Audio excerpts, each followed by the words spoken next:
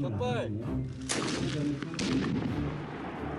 이런 걸 쓸 생각을 했다는 게 신기한 실패한 무기 탑5를 아시나요?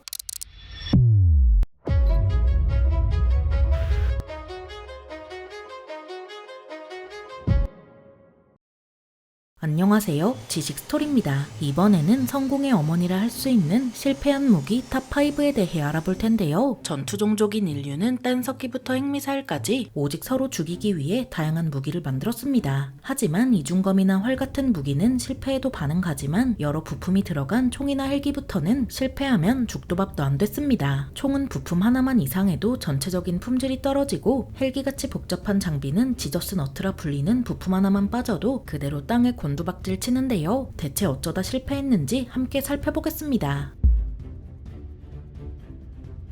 NH-90은 농협 헬기라는 별명도 있는 만큼 어느 정도 대중에 알려진 헬기로 기관총 두정, 대자머뢰, 대한미사일 등으로 무장할 수 있는 다용도 헬기입니다. 이런 NH-90은 1983년에서 1984년 사이에 개발 계획이 잡히고 1985년부터 나토 5개국이 공동 개발에 들어갔지만 1987년에 이 5개국 중 영국이 빠져버렸는데요. 영국이 영국해버리자 1990년 12월 남은 4개국은 한숨을 쉬며 공동 개발 각서에 서명했죠. 하지만 냉전이 끝나고 군축이 시작된 탓인지 3년 후인 1993년이 돼서야 공동개발이 시작됐고 그 후로 7년간의 공동개발 끝에 2000년 6월 양산에 들어갈 수 있었습니다. 이탈리아 아구스타, 프랑스 유로콥터, 독일 유로콥터, 네덜란드 포커 등 쟁쟁한 업체들이 7년 동안 개발한 헬기에 많은 나라가 주목했습니다. 하지만 그 결과물은 허무하게도 산업 폐기물이었는데요. NH-90은 존재 자체로 위험했습니다. 좌석에 앉는 군인의 몸무게와 군장이 총 110kg을 넘으면 탈 수 없고 겨우겨우 군장과 장비를 들고 탔다고 해도 설계 실수로 인해 둘 곳도 없는 데다 고정도 되지 않았는데요. 심지어 객실 바닥이 너무 약하다 못해 전투화에도 손상될 정도라 군인이 줄에 안전고리를 연결하고 문틀이나 발판에 서서 내려올 수조차 없었습니다. 설계 실수는 여기서 끝이 아니라 문에 기관총을 달면 군인이 타고 내리지 못하고 후방 램프도 스티로폼이나 다름없어서 완전 군장을 한 군인이 밟으면 파손됩니다. 여기서 끝일 것 같았나요? 엔진 열 때문에 날개가 휘거나 냉각기가 고장나거나 덮개에 금이 가거나 하는 등 이 정도면 그냥 괴담 덩어리입니다. 이러니 많은 나라가 NH-90을 포기했는데요. 그래도 독일, 네덜란드 등의 나라는 NH-90을 울며 겨자 먹기로 고쳤었고 그 결과 상당히 쓸만해졌죠. 하지만 2023년 9월에는 NH-90이 추락해 호주군 4명이 사망하는 사고가 터졌습니다. 그래서 어찌 고쳐낸 덕에 NH-90이 멀쩡해 보여도 실상은 막대한 유지비로 꾸역꾸역 살려낸 문제아로 평가받고 있습니다. 21세기에 걸맞은 새로운 소총을 만들기 위해 여러 나라가 공돌이를 갈아 넣었고 그중 미국은 M16 하나 바꾸려고 수십 년을 노력했는데요. 미국은 1990년대 중반 OICW 사업에 1억 달러나 들여서 소총과 유탄 발사기가 하나로 합쳐진 복합 소총을 만들려 했죠. 하지만 사업이 실패하면서 미국은 1억 달러를 허공에 내다버린 셈이 됐지만 이때 우리나라가 갑자기 나섭니다. 우리나라는 OICW에 얼마나 깊게 매료된 건지 K-11을 만들기 시작했습니다. 우리나라는 2000년대부터 K-11을 만들기 시작해 2006년 10월 시제품을 만들었고 16개월의 운용시험 평가 끝에 2008년 6월 실전 배치가 결정됐는데요. 이로써 우리 군은 5.56mm 소총탄과 20mm 공중폭발탄을 전부 쓰는 육군 아미타이거를 양산하는 줄 알았죠. 형만한 아우 없다고 미국도 갖다 버린 것을 우리나라가 해내겠다는 패기는 좋았지만 K-11은 그야말로 문제였습니다. 일단 K-11은 중량이 6.1kg으로 거의 경기관총과 같아서 5.5kg까지 살을 뺐습니다. 하지만 이건 시작에 불과한데요. 20mm 총열이 티타늄이라 비쌌던 데다 20mm 공중폭발탄의 위력이 약했죠. 그야 우리 군에서 흔히 쓰는 40mm 유탄의 절반이니 위력이 약할 수밖에 없었습니다. 문제를 해결하기 위해 국방과학연구소는 그냥 20mm 공중폭발탄의 길이를 늘려버렸고 그렇게 적당한 위력까지 끌어올렸습니다. 이제 중량과 위력도 해결했겠다. 드디어 육군 아미타이거 AI 드론봇의 꿈을 꾸는가 싶었지만 갑자기 돈이 발목을 잡았는데요. 신성한 국방에 감히 돈을 아끼나 싶지만 아무리 그래도 소총 한정에 1,600만 원은 좀 아니었죠. 심지어 소총만 비싸면 모르겠지만 20mm 공중폭발탄도 발당 16만 원으로 따져보면 두세 발만 쏴도 K2 포인트 하나가 사라지는 셈입니다. 그래도 그동안 해온 게 있어 K11을 포기할 수 없던 우리나라는 양산에 들어갔지만 기대와 다르게 산업 폐기물이 줄줄이 나왔습니다. 양산 물량 80정 중 38정의 불량으로 전체 생산량의 47.5%가 불량인 거라 생산을 중단해야 할 지경이었는데요. 뭐가 문제였냐 하면 K11은 사격 후 충격파가 매우 커서 조립 강도가 높아야 하지만 그렇지 못한 거였죠. 얼마나 잘못 만들었는지 20mm 공중폭발탄을 쏘면 충격으로 인해 소총축이 변형되고 소총탄과 20mm 공중폭발탄을 같이 장전하면 두 탄이 함께 장착돼 20mm 공중폭발탄 발사 후 원치 않는 소총탄이 발사됐습니다.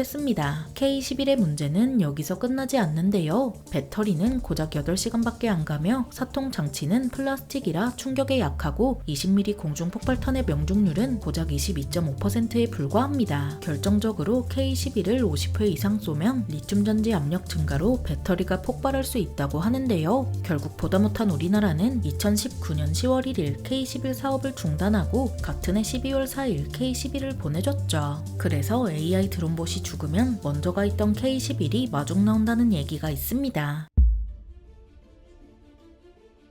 일본군의 기관총과 권총 90%를 설계한 일본만의 존 브라우닝 남부 키지로는 낡아빠진 26년식 권총을 대체할 새로운 자동 권총을 개발했습니다. 그렇게 1902년에 나온 남부 권총은 1902년부터 1906년까지 2,400정이 생산됐고 1906년부터는 개량형이 나왔는데요. 여기까지는 뭐 평범한 권총이지만 그랬다면 이번 영상에 등장하지 않았겠죠. 남부 권총의 별명은 권총인데 이 말은 자결용이라는 것이 아니라 가지고 있는 것만으로도 행위라는 의미입니다. 남부권총은 탄이 걸리면 다른 자동권총이 그렇듯 탄창을 빼고 슬라이드를 당겨볼 수 있습니다. 하지만 슬라이드를 당겨도 탄이 나오지 않는 데다 여기서 슬라이드를 한 번 더 당기면 방아쇠를 건드리지 않아도 격발되는데요. 그래서 남부권총은 떨어뜨려도 격발되고 권총집에 넣고 뛰어가도 격발되는 시대를 뛰어넘은 스마트 권총이죠. 얼마나 똑똑한지 싸움의 원인이 인간이라는 것을 알고 바로 제거해버릴 정도니 말 다 했습니다. 남부권총은 스트라이커가 전진하지 못하도록 트리거바가 붙잡고 있는 구조인데 이렇게 뭐만 해도 터지는 것은 이런 트리거바가 흔들리는 것을 막을 그 어떤 장치도 없기 때문입니다. 일본군은 이런 걸 정신력 운운하며 제식인데도 돈 주고 사야 했는데 이걸 살 바에 차라리 중국 점령지에서 남부권총을 베낀 북제 19식 권총이 더 나았는데요. 제정신이 아니었던 일본군은 어차피 망한 거 남부권총에 백병 전용 칼날을 끼울 수 있도록 만들었습니다.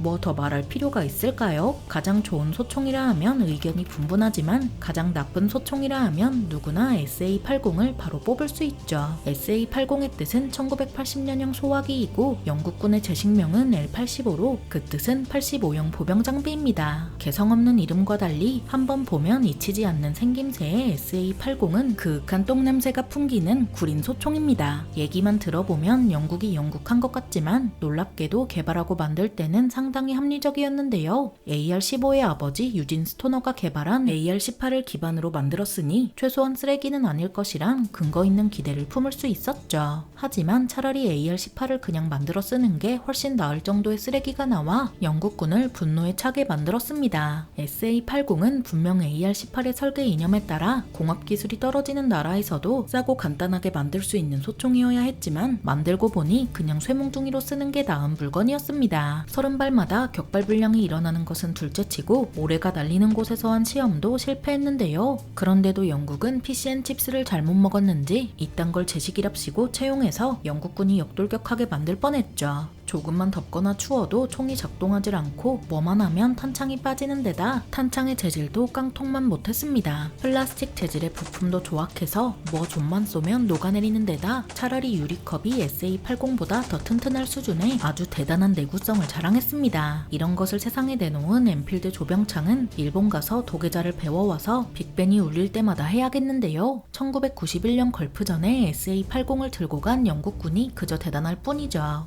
역돌격을 간신히 참은 영국군은 SA-80을 독일의 총기 마법사 HNK에 던져주고 멀쩡하게 만들어달라 했더니 놀랍게도 이런 쓰레기가 멀쩡해졌습니다. 그래서 HNK가 개량한 이후 SA-80은 최악의 총기에서 벗어나긴 했지만 SA-80을 처음 쏴본 AK의 아버지 미하일 칼라시니코프의 표정이 잊히지 않습니다. 뭐 SA-80까진 개개인이 기압으로 감당할 수 있는 문제라 쳐도 마크 14 어뢰는 태평양 전쟁에까지 영향을 준 용서할 수 없는 폐품인데요. 태평양 전쟁 초기 미 해군 잠수함 대부분이 마크 14 어뢰를 장비하고 있었고 미 해군은 이 어뢰를 신뢰하고 있었죠. 하지만 천하의 미국이 개발비를 절감한다는 이유로 탄두에 공기를 넣어 시험하는 나사 빠진 짓을 저질렀습니다. 그래도 중간에 정상인 한 명이라도 있었으면 이딴 시험 결과가 통과될 리 없었지만 안타깝게도 구제해줄 사람이 없었는지 그 결과 그대로 양산됐고 당연히 제대로 작동할 리 없었습니다. 심지어 마크 14 어뢰에 들어가는 기폭 장치는 제대로 작동하지 않아서 그냥 자기 멋대로 터지는 일이 빈번했는데요. 여기에 기폭 장치 격침도 불량이고 어뢰 발사관에서 제대로 나가지도 않아서 미국 잠수함이 일본 군함을 발견하고 쏴도 맞출 수 없는 어이없는 일까지 벌어졌죠. 여기에서 괴담이 끝나면 좋겠지만 멀쩡한 게 하나 없는 마크 14 어뢰는 발사하자마자 부메랑처럼 돌아오는 미친 상황까지 벌어졌습니다. 이 때문에 가토급 잠수함 73번함 툴리비는 자기가 쏜 마크 14 어뢰에 자기가 맞아 그대로 격침당하는 사고가 벌어졌습니다. 툴리비에서 살아남은 단 한 수병은 일본 구축함에 구조되어 미국으로 돌아올 수 있었는데요. 이렇듯 마크 14 어뢰만 아니었어도 일본 군함 여러 척을 수장시킬 수 있었지만 미드웨이 해전으로 전세를 뒤집어 놓은 덕에 마크 14의 악명이 묻혔을 뿐이죠. 마크 14 어뢰가 태어난 탓에 생긴 어뢰 스캔들은 미 해군 최악의 스캔들로 남아 전황에도 영향을 끼친 흑역사로 남았습니다. 우리나라에서는 이런 일이 최대한 없었으면 합니다. 미쳐버린 정신나간 무기들 실패한 무기 탑5에 대해 알아봤는데요. 영상이 유익하셨다면 구독과 좋아요 부탁드립니다. 감사합니다. 지식스토리였습니다.